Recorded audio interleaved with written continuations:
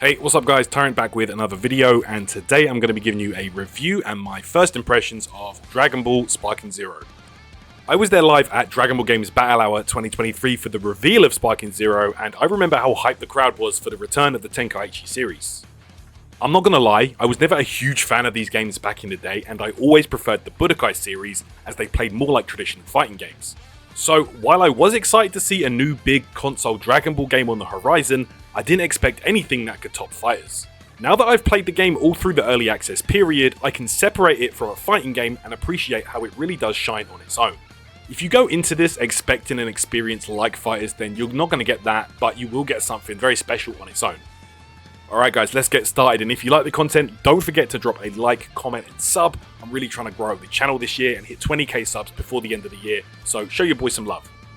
This game is a love letter to every Dragon Ball fan out there, and you can immediately see it from the amazingly detailed main menu, which sees Goku visiting his friends from all corners of the globe and beyond, to the sheer number of unlockables, little details and Easter eggs to discover.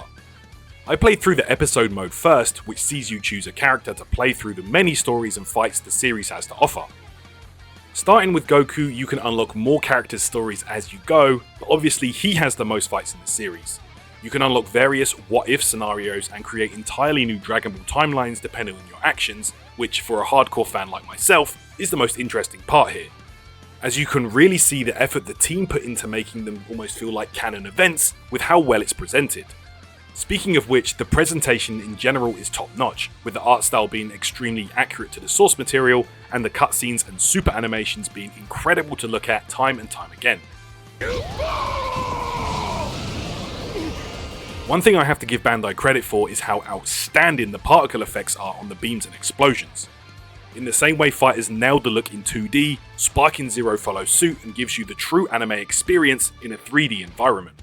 The gameplay is responsive and feels sharp, and this is where I feel like the Tenkaichi fell short on the PS2, with the controls feeling a bit janky and confusing on those versions. I won't lie, there are a ton of mechanics in this game.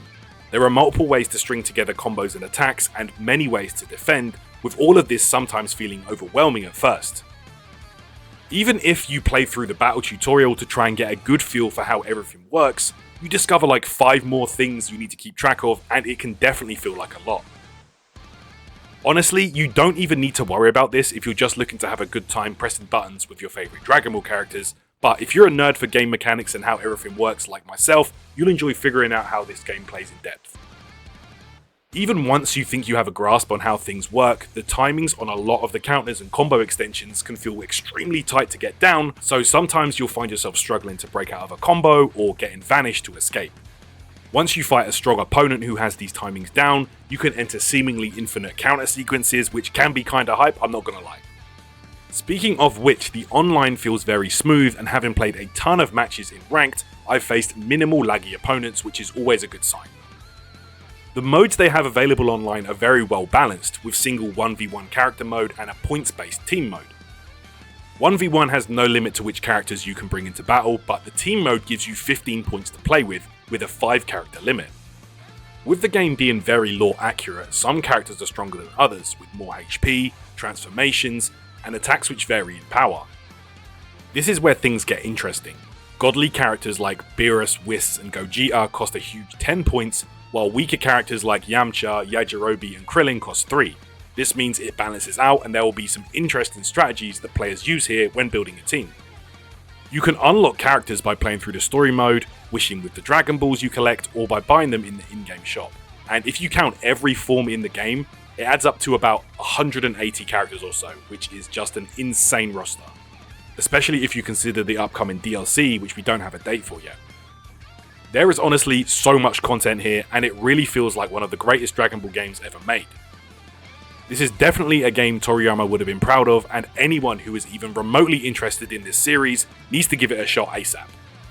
No, this is not a traditional fighting game, but it's perhaps the greatest arena fighter ever made, so give it a chance, even if you don't play these types of games, and you may be pleasantly surprised.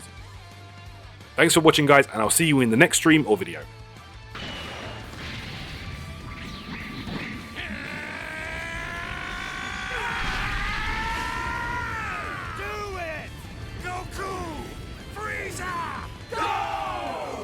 This must be the secret of the seventh universe. The power of trust.